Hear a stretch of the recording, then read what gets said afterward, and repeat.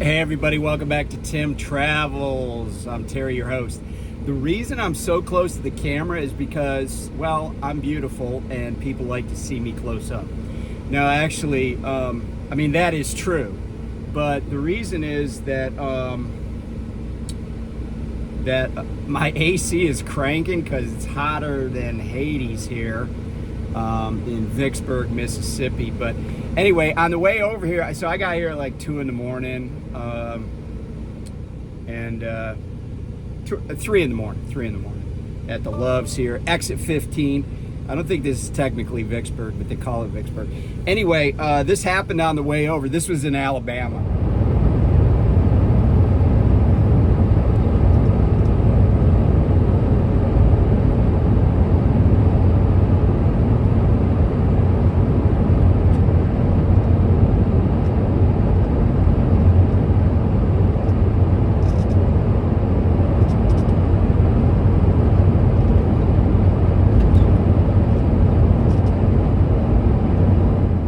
I legit don't exactly know what that was. I don't think it was a semi because it didn't seem long enough, but it was definitely more than just a single vehicle. It was like a pickup truck.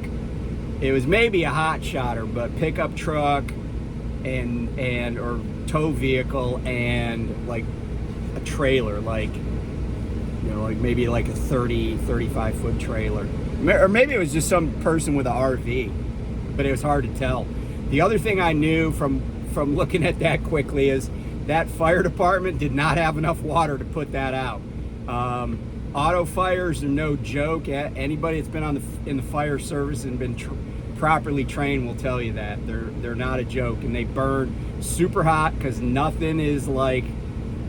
almost nothing is natural material, and other than I guess steel, but and the interesting my experience with also with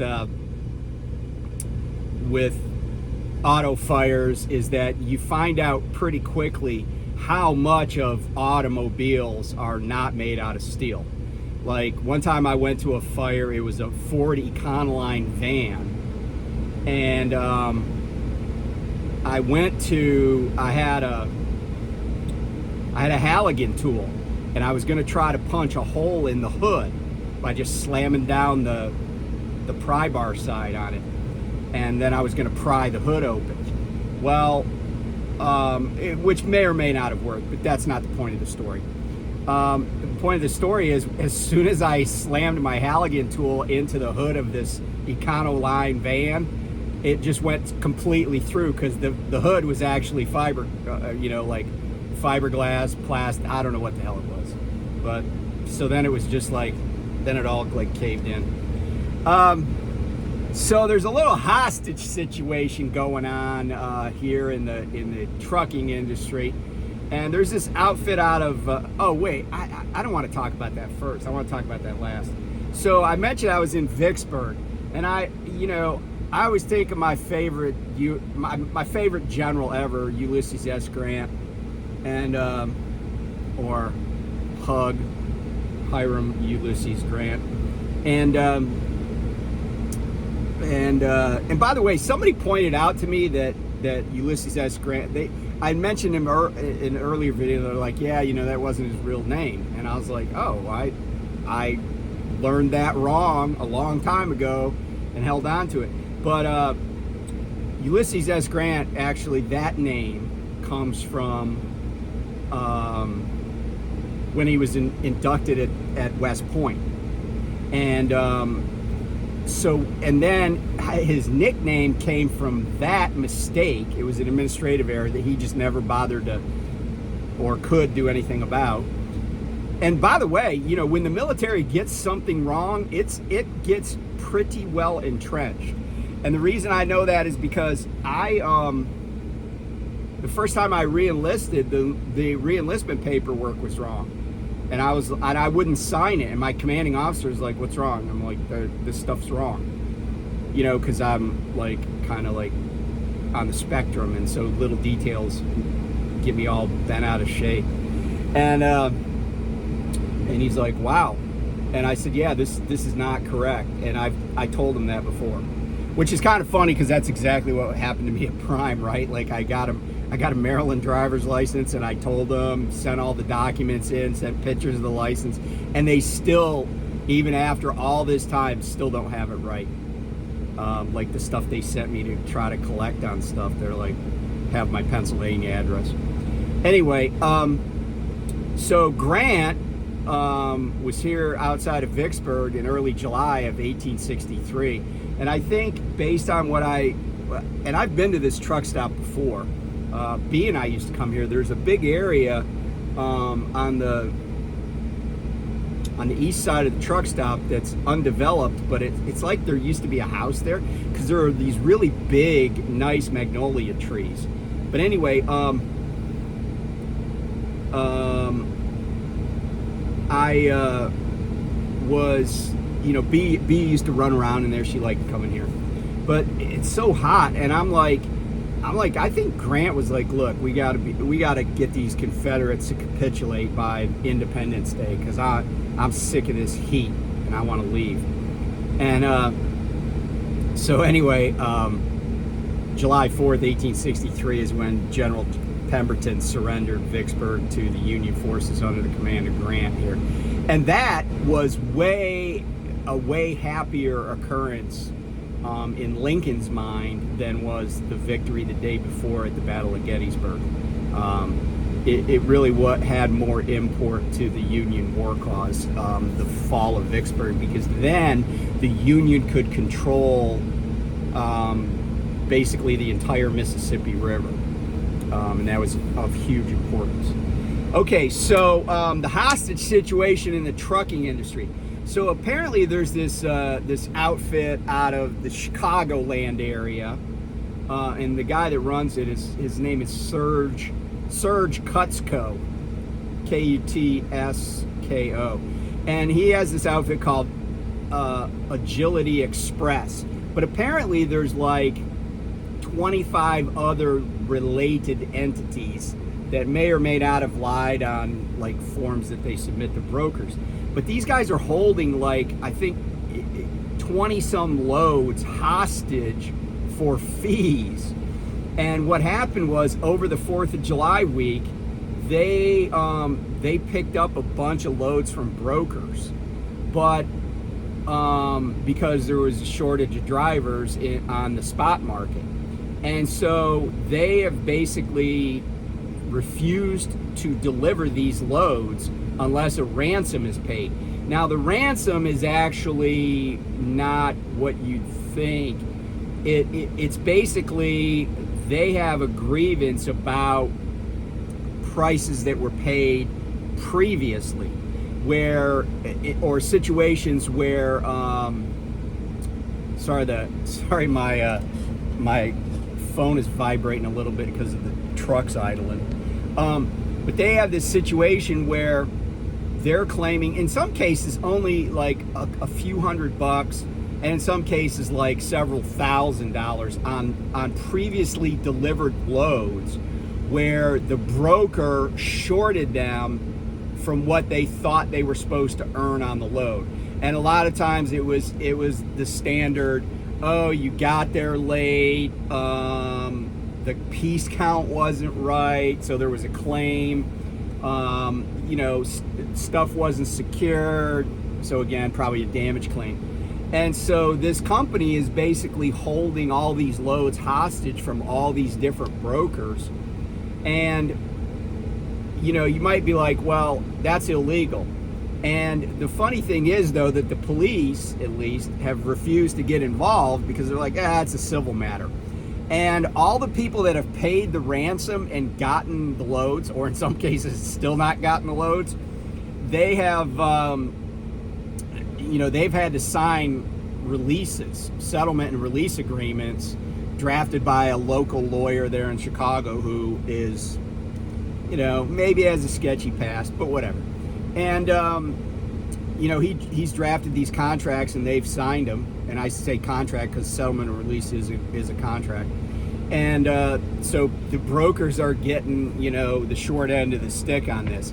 And I kind of, you know, I mean, I'm not gonna say that taking a load ransom is, or holding a load hostage is the way to do business. But I also understand how, there's nobody in this industry that's behind the wheel of a truck, or probably even a trucking company owner, that goes, yeah, I love brokers. The brokers are so good. Unless they own a brokerage, but they probably don't even like other brokers. And so it doesn't surprise, and this has happened before, but it doesn't surprise me that this kind of thing goes on. I mean, this is one of those industries where nobody trusts anybody, because, there's so many sketchy people in this industry. And so I don't really feel bad for the brokers, because I do think brokers screw over drivers, screw over trucking companies on a daily basis. I think it's part of their business model. It's like when I was practicing law, or even before I worked in a personal injury law firm. And, I started to realize that auto insurance companies, or insurance companies generally, because this has happened in the medical field. I've seen it in medicine too, where their whole business model is based on never paying a claim. Like, every single claim, no matter how valid it is, no matter how ridiculous it would be to say that it's not valid, they will say, oh, that there's no fault on the part of our insured, or that wasn't covered by, your medical plan. You're like, hey, I lost an arm and I wanted to get him to stitch up the hole that was left in my shoulder. They're like, I'm sorry, that's not covered. And then you got to fight with them. And I'll give you two quick examples of how insurance companies roll, and I feel like this is how brokers roll on a daily basis. We had a kid. I was a law clerk. I was at a law firm, and we had a case where a guy was pulling into his driveway, and he lived at the top of the T of a T intersection. So at that T intersection, there was a three-way stop, and his house was like right here. And he had stopped at the intersection, and this is in a very residential area. This is not like even close to being on the main drag. He stops at the T intersection, and he proceeds to go into his driveway. But, he's an older gentleman, and he didn't want to just like fly into his driveway, because he doesn't have much runway to stop on, and it's a little bit of an up ramp, so he doesn't want to bottom out his car. So he proceeds across the intersection at 5-6 miles an hour. His front wheels are up on the sidewalk. His car has already crossed the sidewalk, and he gets hammered from the side by a vehicle coming down the street that does not stop at the stop sign, and just blows it, just like wrecks his car, hurts him. And, and here's kind of the interesting tell. Police departments, especially when it doesn't involve when it involves non-commercial vehicles, they typically do not say who they think is at fault in the accident, because they don't want to get called to testify in civil court. Cops don't like doing that. That's why a lot of times you could have a pretty bad wreck, and unless somebody leaves in an ambulance, the cops won't do a report. They'll be like, oh, just exchange information. But even if it's an exchange information on a police department form, because sometimes people are angry with each other, so the cops just kind of intervene, and they're like, okay, you give me your license, I'll be right back. And they come back and they give each party back their licenses, and if they have to, they'll issue a ticket, but a lot of times they don't want to. And they'll say, okay, and they'll give each of them a copy of that report. And they're like, you can talk to your insurance companies. They don't want to get involved. But the police in Prince George's County, Maryland, in this case, they're like, yeah, this dude blew the stop sign, and he's at fault in this wreck. So my firm, not my personal firm, but the firm I worked at, because again, I wasn't even licensed. I wasn't even finished with law school. We send a demand letter to the insurance company of the driver that plowed into our client. And this was so clear cut. It was so clear cut. We get a letter back, standard letter. based on the information we have, there was no fault on the part of our insured. Now, the police report specifically said they were at fault, but there's no fault on the part of our insured, and we will not pay this claim. And so then that's the dance, right? And a lot of times when people talk about like tort reform and they talk about, oh, there's so many lawsuits, that's why. Because, in this particular instance, and I could give you hundreds of others, it was pretty clear who was at fault. And it's pretty clear that somebody needs to pay for this guy's injuries and the damage to his car. And, but insurance companies, they're like, no, we oppose paying any claim. Now, is this true of every insurance company every time? No. But by and large, they oppose paying every claim, and they always try to say it's somebody else's fault. So that's one example, and just one example in the auto industry, in the car insurance business. But I also had a case where I litigated a case pro bono for a guy whose infant, tiny baby, 3-day-old infant, had to have major heart surgery. And Blue Cross Blue Shield would not cover it because they said he went to an out-of-network hospital, even though he went to Children's National Medical Center in Washington, D.C., and they told him, here are the 2 hospitals that could possibly do this surgery. It was super, super, super complicated. This child had 3 different major problems, and they're like, there are only 2 hospitals in the country, or at least on the East Coast, that can do it. CHOP, which is Children's Hospital of Philadelphia, and NYU Weil Medical Center. And so they had the child airlifted to NYU from the DC area, and the surgery was successful. But, the piece of crap Blue Cross Blue Shield insurance company wouldn't pay for any of it. And I had a hearing in front of the Maryland Insurance Commission, and guess what? I lost. And then that case had to be appealed to the Circuit Court of Maryland. Because they're like, they could have done that surgery at Hopkins. And I had the cardiologist, the pediatric cardiologist from Children's National Medical Center testify that he's like, no one at Hopkins at that time. And Hopkins is a great hospital. That's where I go for when I need medical treatment. My wife's had surgeries there. My kids have had surgeries. But he's like, no. Hopkins did not have a pediatric thoracic surgeon that had ever performed these surgeries. And so I'm making a long story longer, but needless to say, insurance companies and brokerages operate the same way in a lot of ways. They always find a reason to not pay. And so this hostage situation doesn't surprise me because people just get fed up.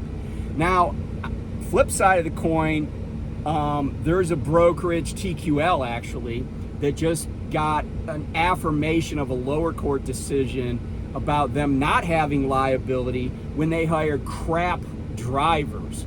And this stems from an accident case in Georgia where a man was killed because he hit a truck that was making an illegal U-turn. But it wasn't just a truck making a U-turn kind of case. It was a truck, trailer lights not working, reflective strips all worn off, driver with a gazillion traffic tickets, drug cases, domestic violence. Like they're like, TQL was like, hey, let's go find the crappiest trucking company with the crappiest driver and hire them and send them to Georgia.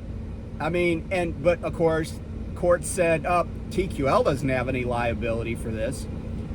And by the way, that's why Amazon gets away with hiring, and I'm not saying every Amazon contractor is a pile of crap, but we all know if you've been driving a truck for more than 5 minutes, you've had some freaking light blue trailer fly by you in the middle of the night, some lights not working, fenders flapping off the truck, weaving all over the place, going 78 miles an hour in a construction zone that's marked 55.